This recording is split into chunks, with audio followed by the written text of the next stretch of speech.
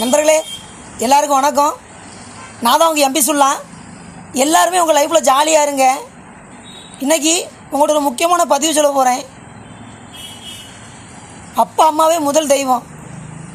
ஏன் அப்படி நான் சொல்கிறேன்னா, எல்லா தெய்வத்துலேயும் நம்ம போய் நின்று கேட்டால் தான் நம்மளுக்கு ஏதாவது கொடுக்கும்.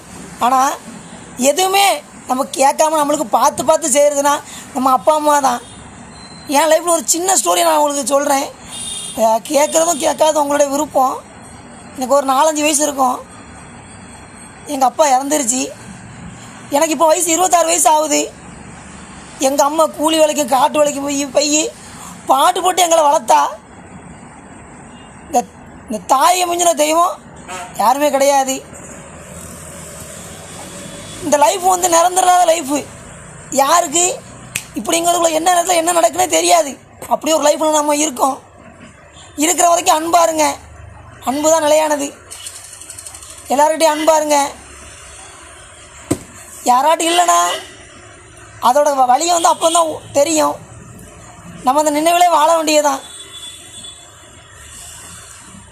அப்பா அம்மாவை நல்லா பார்த்துக்கிடுங்க. எல்லோரும் அப்பா அம்மா நல்லா பார்த்துக்கிடுங்க. அன்பே சிவம். நன்றி.